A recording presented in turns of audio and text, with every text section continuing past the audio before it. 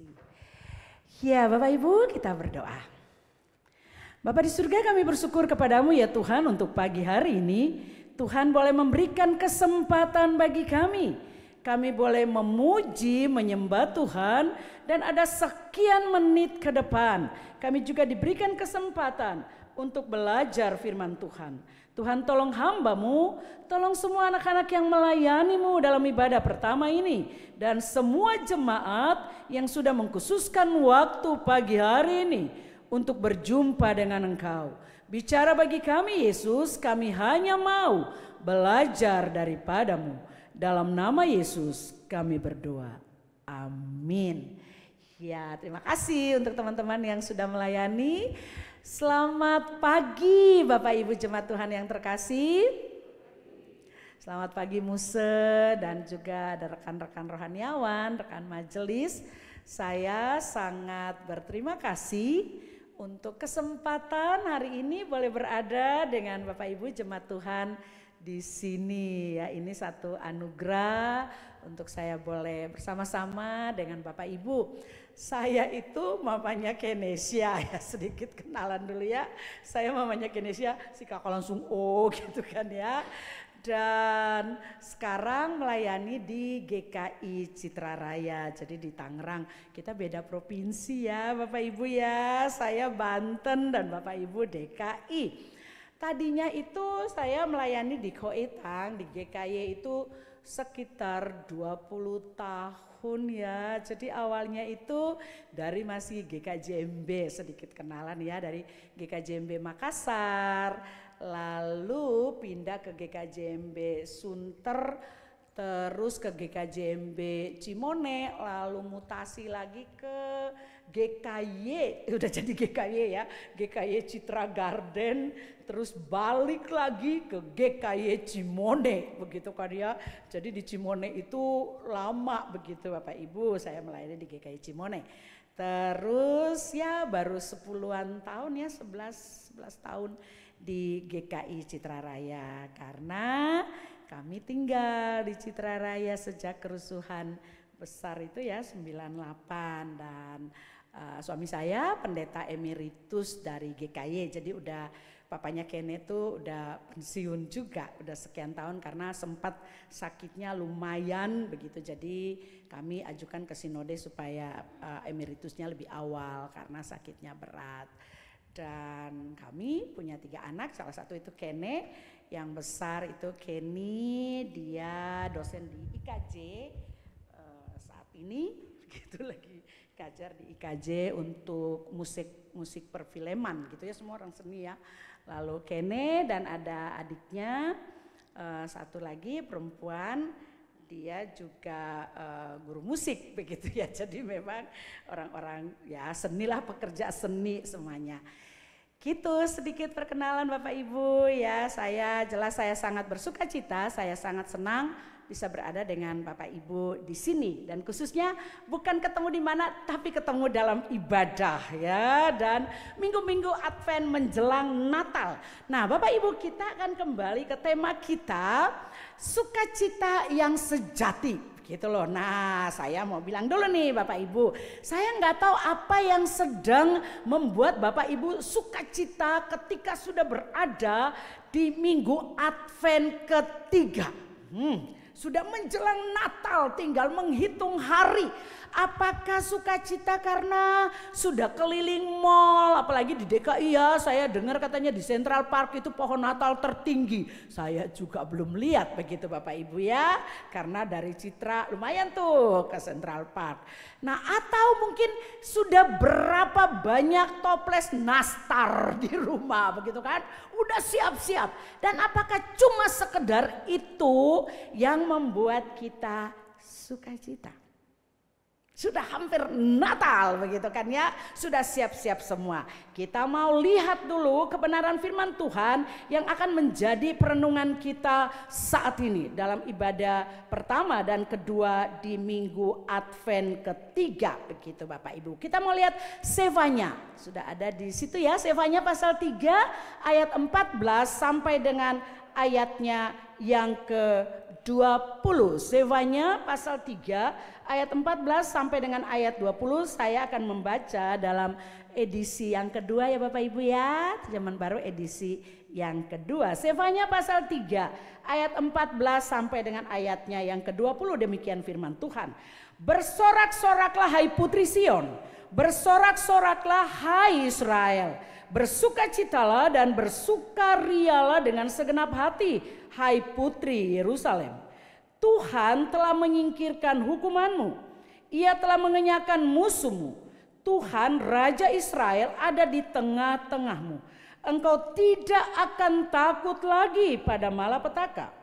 Pada hari itu akan dikatakan kepadamu Yerusalem, jangan takut hai Sion, jangan biarkan tanganmu melemah.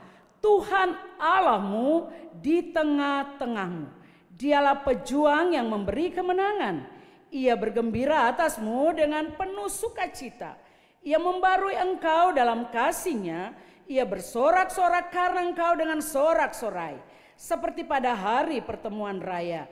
Aku akan menyingkirkan malapetaka darimu, sehingga engkau tidak lagi menanggung cela.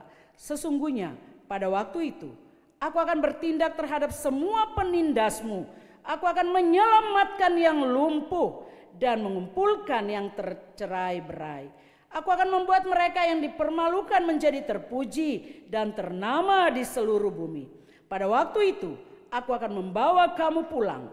Pada waktu itu aku akan mengumpulkan kamu, sebab aku akan membuat kamu menjadi ternama dan terpuji di antara segala bangsa di bumi, dengan memulihkan keadaanmu di depan matamu sendiri. Firman Tuhan. Bapak Ibu, demikian firman Tuhan. Berbahagia semua kita yang setia membaca, memelihara, dan melakukan kebenaran firman Tuhan dari hari ke hari. Bapak Ibu Saudara yang terkasih dalam Tuhan, waktu berbicara tentang sukacita, sukacita dulu gitu ya, bukan sukacita sejati. Siapa yang nggak mau gitu loh? Semua orang mau bersukacita. Semua orang mau hidupnya itu selalu bahagia. Tapi Bapak Ibu yang terkasih, kebanyakan orang terkadang katanya tidak bisa menikmati hidupnya. Walaupun ada banyak hal yang Tuhan kasih dan harusnya kita bisa nikmati itu dengan baik. Tapi sayangnya kita tidak bisa nikmati. Kadangkala ada yang berpikir karena banyak masalah dalam hidup mereka tidak bisa bersukacita. Tadi worship leader kita udah bilang begitu ya. Mau cari sukacita yang sejati itu di mana? Mau di mall dan sebagainya nggak akan ketemu begitu ya. Dan ada juga yang berpikir karena begitu banyak ujian, begitu banyak hal-hal yang rasanya membuat dia sulit sekali untuk bersukacita. Dan itu terjadi di sekitar kita, bahkan di dalam gereja. Bahkan dalam kehidupan anak-anak Tuhan. Sulit untuk kita bisa bersukacita. Nah, ada juga yang berpikir hidup itu harus sempurna baru bisa merasakan sukacita. Gitu ya. Saudara, kita tahu bahwa tidak ada kehidupan dunia ini yang bebas dari masalah. Bebas dari ujian. Satu hari lewat, kita udah bersyukur banget. Besok ada ujian yang baru lagi. Besok ada tantangan yang baru lagi. Atau mungkin Bapak Ibu akan bilang, Ibu Amaria jangan tunggu besok. Entar aja nih selesai ibadah. Ada. Datang ke ibadah 1 jam atau 1,5 jam. Oke, saya tinggalkan sedikit dulu, saya lupakan itu. Tapi setelah keluar dari ruangan ibadah ini, ketemu lagi. Pulang di rumah, ketemu lagi. Ada aja ujian. Bapak Ibu, jadi kalau nih ya, kita tunggu sampai tidak ada masalah, maka kita tidak akan pernah merasa sukacita. Kapan kita punya masalah selesai? Satu selesai, satu datang, ya kan? Jadi kalau berpikir, oh tunggu aja deh sampai tidak ada lagi ujian, tidak ada lagi masalah, saya baru bilang saya benar-benar ngalamin sukacita. Kapan sukacita itu akan saya alami? Kalau pikiran saya seperti itu, ya kan? Nah, Bapak Ibu, sukacita adalah sikap yang kita pilih terlepas dari persoalan yang sedang kita hadapi. Jadi silakan ujian itu datang. Mau besar, mau kecil silakan. Dan kita punya kesempatan untuk memilih. Mau punya sukacita atau tidak. Bapak Ibu, bagaimana supaya kita itu betul-betul bisa menemukan sukacita yang sejati. Bukan cuma semu begitu ya. Tadi worship leader kita juga ada bilang, oh mungkin dengan pendidikan kita, dengan kekayaan kita, dengan pergaulan kita yang hebat dan sebagainya. Lalu kita merasa, oh ini cukup membuat saya bisa bersukacita. Mungkin, tapi bertahan berapa lama? Sebentar saja akan selesai. Kita akan kembali diperhadapkan dengan sesuatu yang akhirnya membuat kita, oh iya ya, saya cuma senang sebentar. Saya bilang kepada jemaat begitu ya di gereja. Kadang-kala kita itu hanya suka dengar kalau firman Tuhan itu disampaikan lucu banget. Begitu kan ya. Oh membuat kita tertawa 30 menit selama firman Tuhan disampaikan. Ngapain kita undang pengkhotbah kalau gitu? Undang aja stand up comedy. Ya kan? Oh kita bisa tertawa terpingkal-pingkal gitu ya kakak ya. Padahal kita mungkin gak tahu dianya sendiri bisa bunuh diri. Gitu loh kalau kita baca begitu ya. Kalau kita ya update sekali dengan medsos begitu kan ya. Lalu kita akan lihat waduh baru membuat orang tertawa di mana-mana sampai terpingkal-pingkal. Tahu-tahu denger lah kok stres atau kok tiba-tiba udah ketangkap karena narkoba. Kok ini kok itu kok ini kok itu. Jadi kalau kita hanya suka yang lucu-lucu, membuat kita senang sebentar 30 menit di ruang ibadah, kasihan sekali gitu kan ya Bapak Ibu ya. Nah kita itu perlu kalau kita disayang Tuhan dan kita ngerti bahwa oh saya ini disayang Tuhan gitu loh. Maka saya juga perlu diingatin. Saya suka bilang ke jemaat, terserah deh kamu mau marah saya. Tapi kalau kamu anggap saya temenmu, bukan cuma hamba Tuhanmu di sini, saya kudu harus ingatin kamu gitu. Itu baru teman yang baik. Kalau saya ini cuma sekedar hamba Tuhanmu, mungkin ya undangan aja begitu kan ya. Jadi saya tidak perlu ingatin kamu gitu. Itu bukan teman yang baik. Terserah kamu mau suka atau tidak suka begitu kan ya. Tapi saya mesti ingatin kamu. Bapak Ibu, bagaimana supaya kita itu bisa menemukan sukacita yang sejati? Ini yang akan kita pikirkan secara sederhana pada pagi hari ini. Saudara, seperti tadi ya worship leader kita juga sudah katakan, ada banyak hal yang kita mungkin rasa ini bisa membuat kita bersukacita. Tapi permisi tanya, bertahannya berapa lama? Ada mungkin yang bilang, oh Lause kalau saya sehat, saya seneng lah. Saya sukacita lah. Lalu saya bilang, ya betul saya juga pasti sama kok sama kamu. Tapi kalau Tuhan kasih saya sehat dan saya tidak punya hikmat untuk menggunakan kesehatan itu dengan baik, sayang banget. Lalu mungkin ada yang bilang lagi, oh contoh kalau saya punya banyak duit jadi bisa liburan Natal kemana. Aduh saya kalau denger ya jemaat udah siap-siap udah mau kemana. Kemarin ada yang bilang mau ke Israel, lalu saya bilang mikir-mikir dulu kali kalau kamu di sana begitu kan ya dengan kondisi saat ini. Ada yang mungkin pikir, oh kalau punya duit banyak pasti seneng lah contoh. Iya benar juga sih.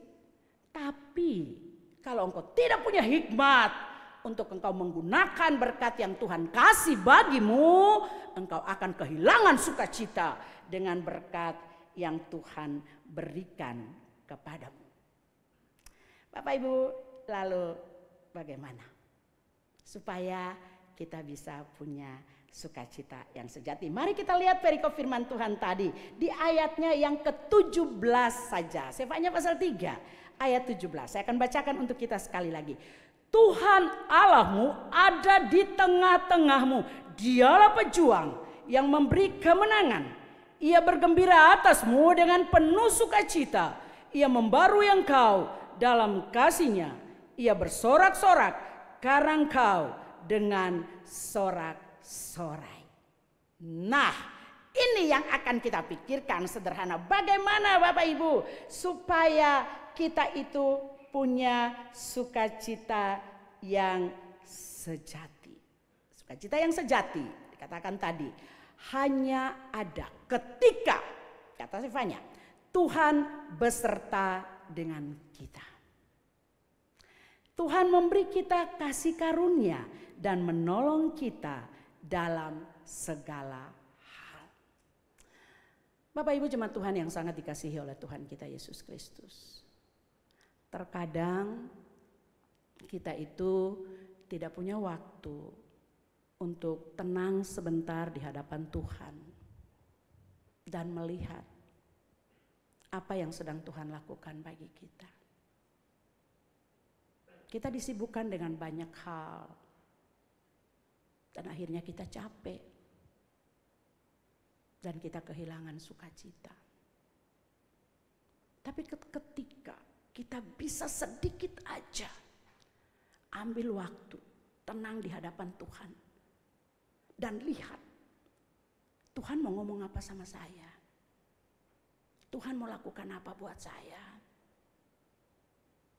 Tadi saya bilang ujian silakan datang, pergumulan ada aja, tapi sukacita tidak boleh hilang dari hati kita. Bapak Ibu, hari ini di GKI Citra itu ada Natal Komisi Anak.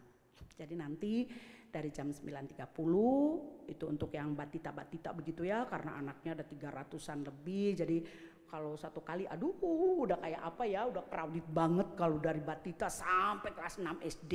Jadi akhirnya kita pisahin gitu ya, batita balita sendiri dulu deh.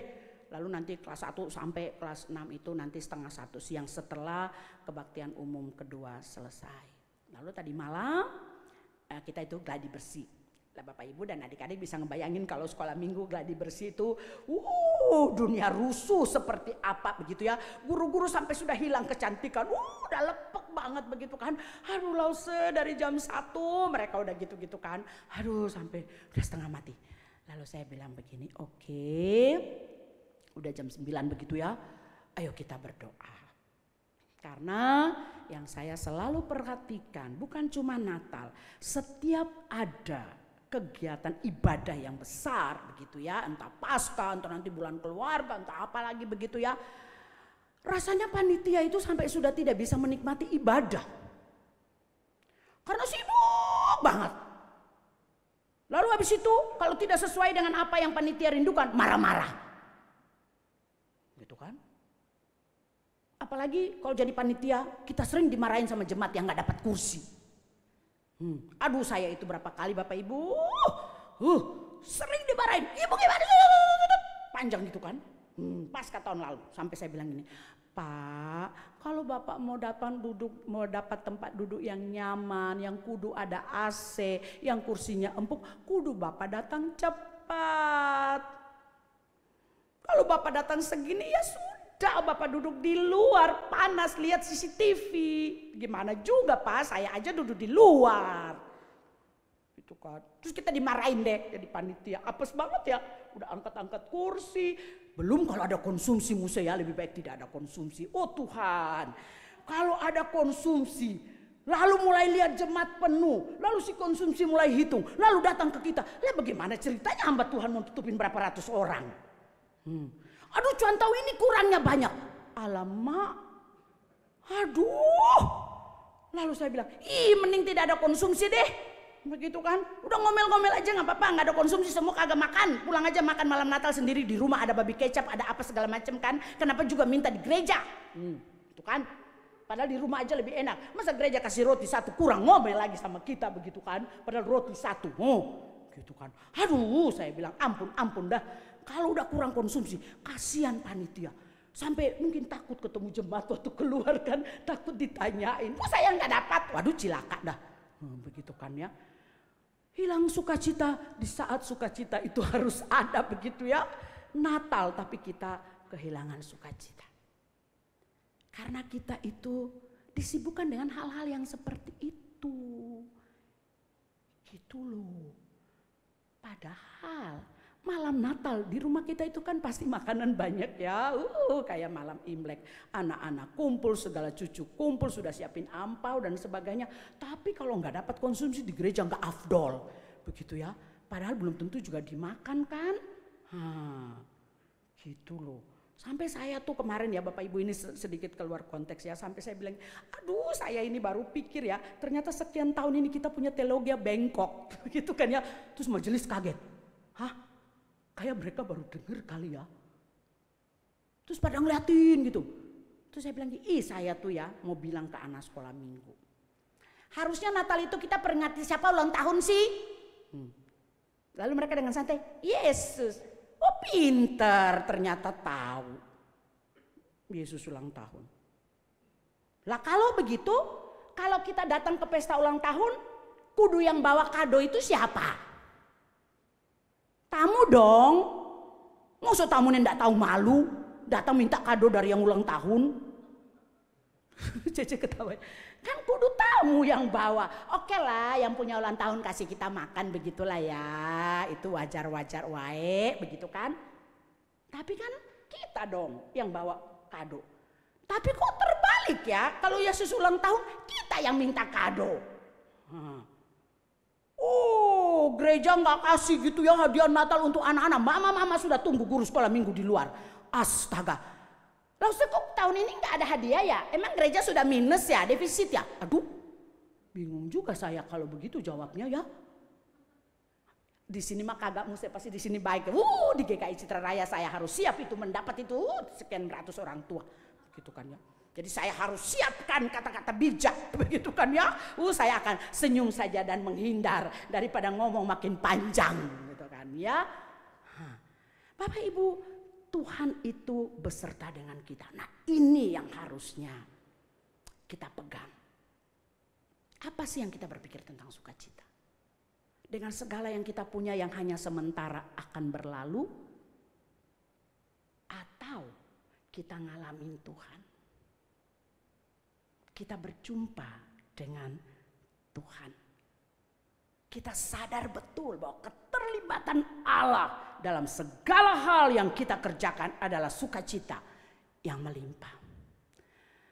Ibu-ibu khususnya bisa ngebayangin ya, kita tuh bangun subuh, kita itu pekerja yang tidak pernah mengenal waktu. Nggak tahu kapan jam lemburnya dan sebagainya ya. Kita itu biasa bekerja dari terbit matahari sampai terbit bintang dan bulan, bukan? Karena saya juga ibu rumah tangga Bu Ibu. Gitu kan. Gimana supaya kita yang kerja dari terbit matahari sebelum terbit matahari sampai terbit bintang dan bulan itu tetap mengalami sukacita. Kalau kita berpikir bahwa semua yang kita kerjakan itu cuci piring, nyapu, cuci pakaian, setrika seperti untuk Tuhan. Kita tidak akan marah-marah. Kita tidak akan protes ke suami dan anak. Mami capek. Betul capek. Pasti. Tapi waktu kita ingat saya lakukan ini seperti untuk Tuhan, capeknya itu akan beda. Puas dengan apa yang kita bisa buat untuk keluarga kita. Dan itu jauh lebih baik. Ingat, sukacita sejati itu hanya bisa terjadi ketika Tuhan beserta dengan kita. Apalagi Bapak Ibu, ketika kita mau punya sukacita sejati, mari coba cek sendiri dalam hidup kita. Ada pembaharuan gak dari pola pikir kita? Sejak kita terima Tuhan Yesus, melayani Yesus, hidup bersama dengan Yesus, ada pembaharuan gak dalam hidup kita? Kita mungkin bilang, ya iyalah Tuhan tahu saya itu memang dari dulu sudah begitu. Betul Bapak Ibu. Kalau kita bilang, oh memang wajah saya udah begitu, oh sekarang oplas di mana-mana, janganlah ya, jangan ikut seperti itu, sayang duitnya, gitu kan. Lebih baik kasih persembahan ke gereja, bisa berguna untuk orang lain. Nah, mulai cek, saya ngalamin apa? Waktu saya hidup bersama dengan Tuhan sekian tahun. Saudara, Bapak Ibu yang terkasih, saya akan sangat gampang bilang ke jemaat yang protes. Oh kok kayak gitu sih, kok majelis kayak gini, kok hamba Tuhan kayak gini, kok gini, pasti gitu ya. Lalu saya bilang, oh gampang kok. Kenapa mesti protes lihat orang? Engkau gak usah bawa nama-nama hamba Tuhan dengan majelis deh. Paling gampang untuk kita bisa melihat. Dia mau apalah jabatan dia apa dalam gereja, terserah gitu loh. Yang paling penting kita bisa melihat perubahan dari hidupnya ketika dia mengalami Tuhan. Dia berjumpa dengan Tuhan. Bapak Ibu, minggu pertama Desember itu ada baptisan anak dan CD di tempat saya melayani. Lalu ada 4 atau 5 yang baptis dewasa dan ada 40-an yang CD. Jadi dari anak-anak youth itu. Ya pasti orang tua bahagia. Pasti majelis wah bangga banget karena 40-an yang CD. Dan 4 atau 5 yang baptis dewasa. Ada 20 sekian anak yang baptis anak.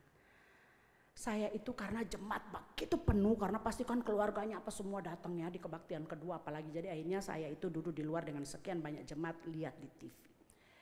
Terharu iya.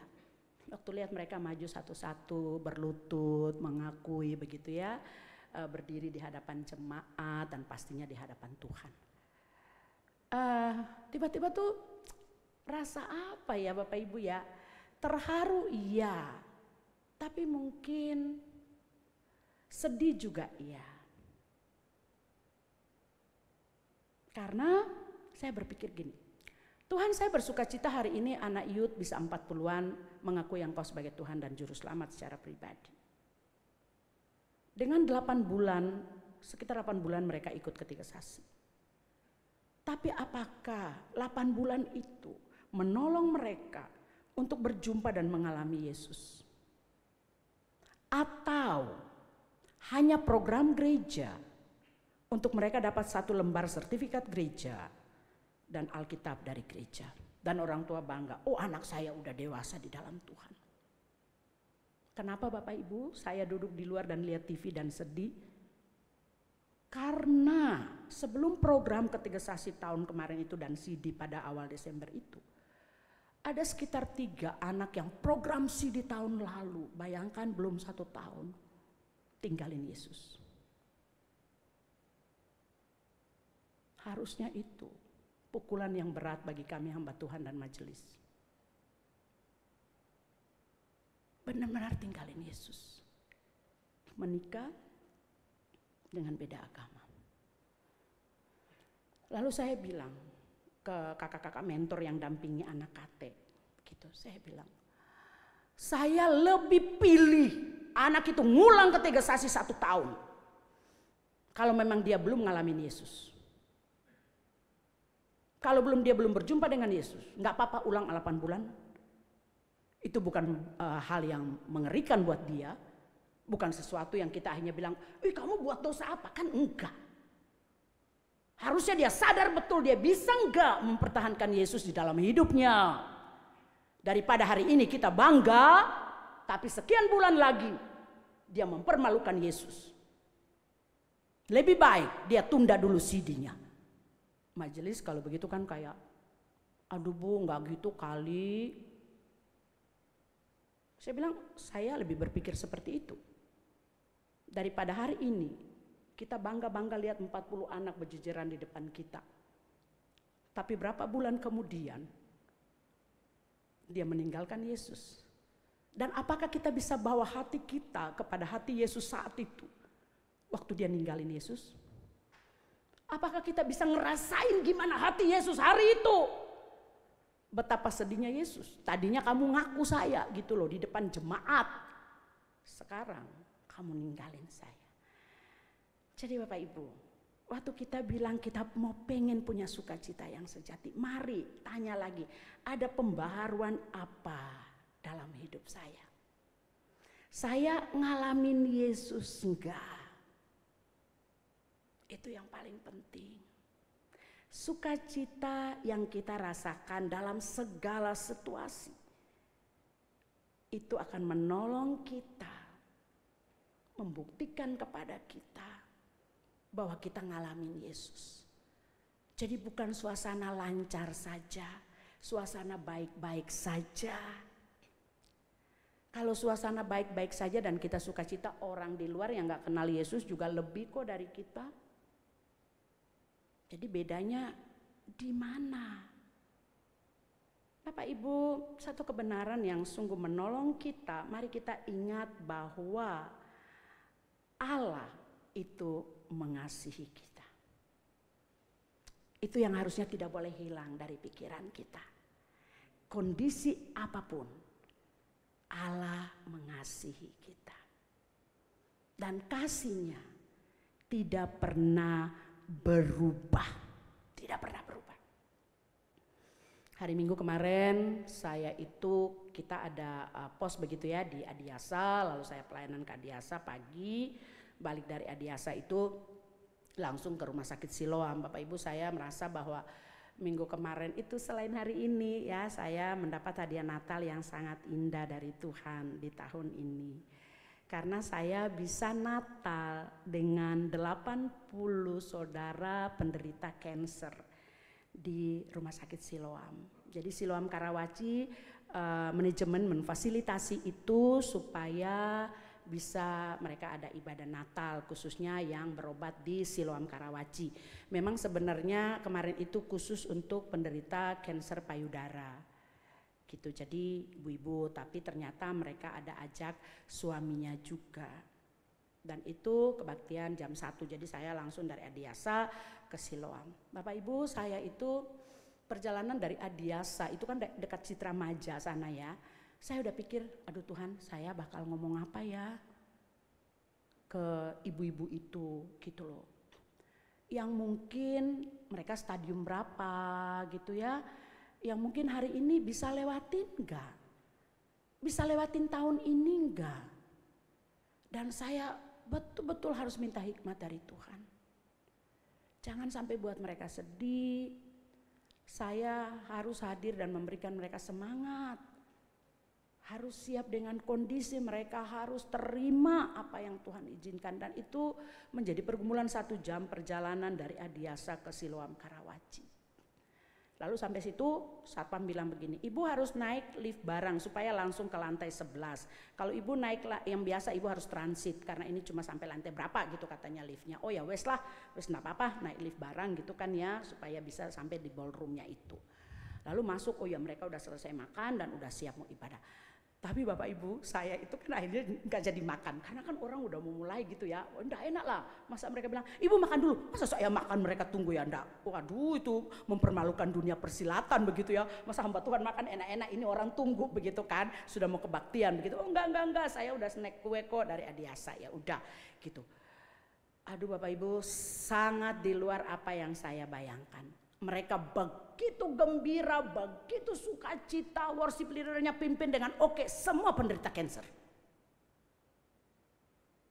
Lalu mereka bilang begini, sudah habis gitu ya, ibu jangan pulang dulu ya, padahal itu driver gereja tunggu.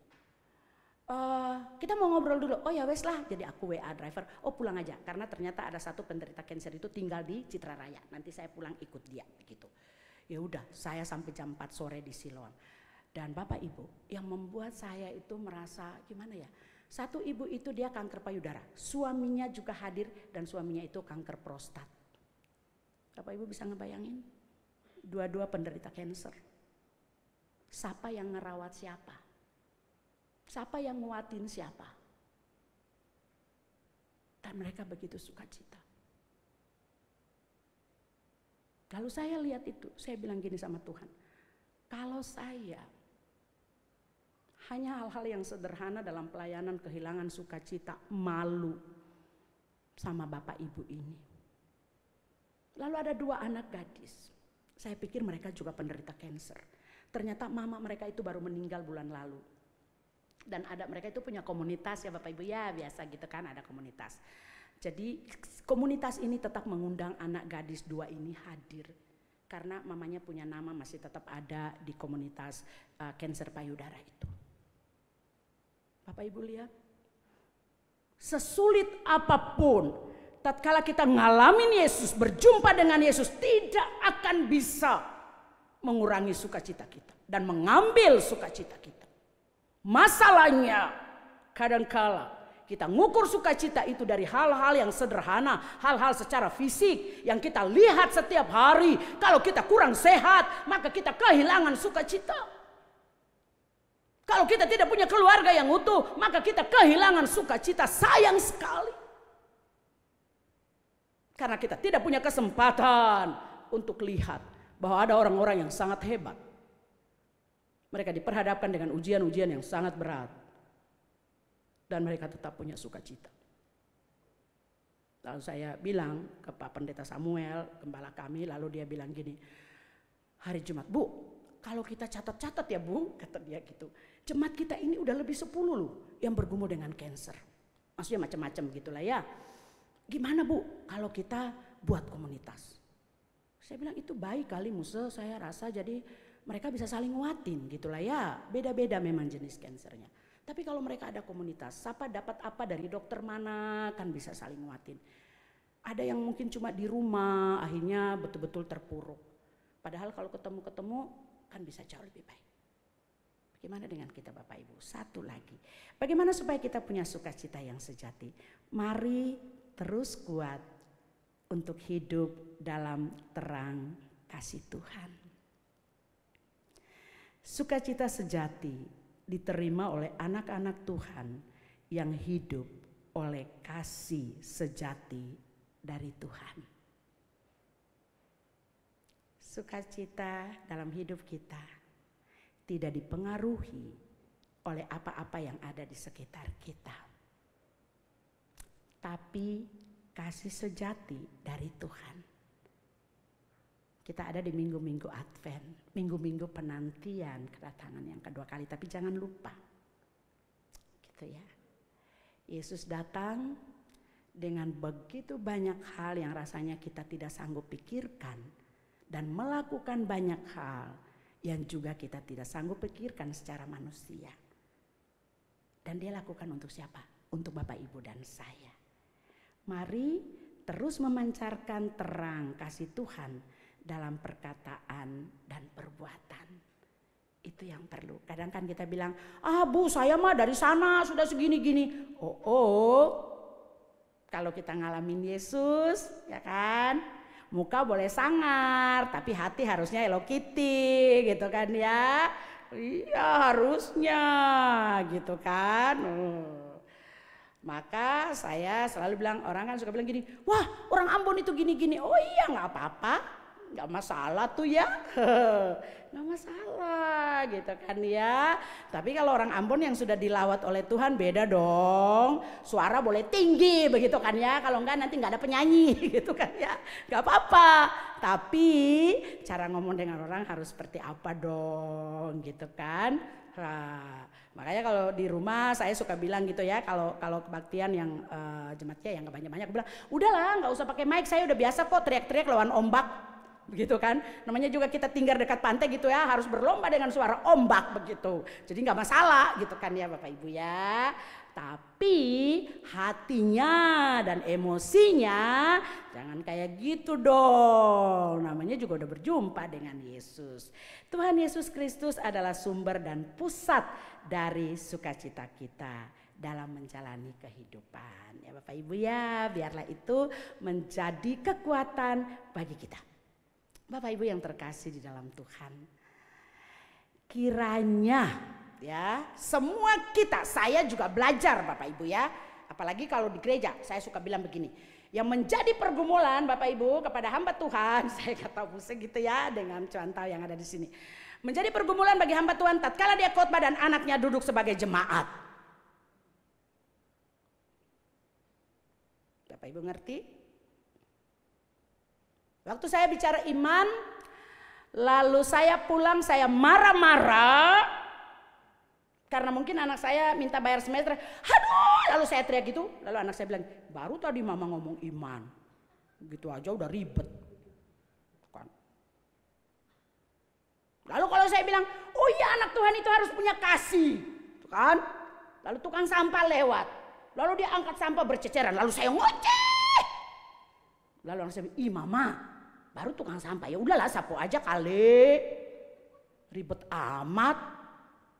Apa mama nggak kehilangan sukacita tuh marah-marah sama tukang sampah, dia lewat, dia juga nggak pusing sama mama, kan? Jadi menjadi pergumulan Bapak Ibu. Kalau anaknya duduk sebagai jemaat, wow hati-hati banget, gitu kan? Mau ngajarin apa untuk anak? Jemaat mungkin percaya-percaya aja kita ngomong, tapi anak kita kan 24 jam sama kita di rumah.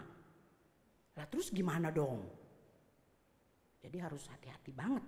Bapak Ibu, Tuhan biarlah kita bilang begini loh. Ini ada kata-kata yang saya baru tulis tadi pagi begitu ya. Biarlah dalam hidup kita menjelang akhir tahun ini, kalau Tuhan masih percayakan kita ya, bisa melewati tahun ini dengan baik, dengan sukacita, dengan ucapan syukur kepada Tuhan. Biarlah kita bisa berkata begini, Tuhan ajarlah saya untuk terus bersukacita dalam segala situasi. Dalam keberhasilan maupun kegagalan, saya tetap bersukacita. Dalam kebahagiaan, dalam kekecewaan, saya tetap bersukacita. Dan mengakui bahwa segala sesuatu terjadi untuk mendatangkan kebaikan bagi saya. Jadi jangan tunggu untuk lancar aja baru kita bersukacita ya Bapak Ibu ya. Jangan tunggu kalau kita sehat saja baru kita bersukacita. Dalam kondisi apapun, mari bilang sama Tuhan, Tuhan saya tetap bersukacita. Karena saya tahu Tuhan terlalu mengasihi saya. Dan jangan biarkan sukacita itu berlalu dari hidup saya. Sebelum kita berdoa Bapak Ibu, saya baru bertemu hari Rabu ya. Karena ada Christmas Carol dengan satu jemaat yang cancer. Dan maaf pas suaminya itu ngelihat istrinya begitu terpuruk. Yang biasanya dandan cantik karena manajer di salah satu perusahaan. Tiba-tiba harus menjalani kemo dan mual kalau sesudah kemo. Dan suaminya itu akhirnya melirik wanita lain. Jadi tadi aja driver gereja baru bilang sama saya, Ibu, sebenarnya ibu itu mungkin kalau cuma kanker dia nggak sampai terpuruk seperti itu. Bayangkan supir gereja aja tahu. Saya bilang iya. Saya lagi berdoa untuk dia, berharap saya tidak mulai pembicaraan itu ke dia. Dia harus ngomong dengan saya. Dan saya percaya, waktu dia belajar untuk terima kepahitan itu dan minta Tuhan pulihkan hatinya, doakan suaminya untuk tetap diberkati. Kita akan lihat cara Tuhan merubah suaminya dan merubah dia juga. Bukan masalah cancer. Kepahitan hatinya melebihi dari kanker yang sedang menyerang dia. Dan dia kehilangan sukacita untuk itu. Sampai tidak mau keluar dari kamar. Hanya baring. Padahal harusnya dia bisa jalan. Bapak Ibu, bagaimana dengan kita? Apa yang sedang membuat kita kehilangan sukacita saat ini? Kesehatankah? Keuangan dalam keluarga kita kah? Komunikasi dalam keluarga kita kah? Atau apa? Mari kasih Tuhan terlalu besar dari apa yang sedang kita gumuli. Kita berdoa. Tuhan Yesus yang baik, kami kembalikan segala syukur bagi-Mu. Terima kasih untuk apa yang Tuhan buat bagi kami dari awal ibadah sampai saat ini dan nanti sampai selesai ibadah. Hamba berdoa Tuhan untuk anak-anak-Mu yang melayani pagi hari ini. Untuk Musa di sini, untuk Cuantau di sini, untuk majelis. Untuk jemaat Tuhan yang hadir di sini, ada beberapa orang tua yang hadir pagi-pagi seperti ini. Tuhan lawat semua kami. Hamba mohon belas kasihan-Mu ya Tuhan. Biarlah sukacita Allah terus menjadi bahagian dari kami pribadi lepas pribadi. Dan sukacita itu tidak akan pernah berkurang dan hilang hanya karena kondisi-kondisi yang sedang kami hadapi saat ini. Tolong kami Yesus. Tolong kami. Kelanjutan ibadah kami serahkan ke dalam tangan. Dalam nama Yesus kami berdoa. Amin.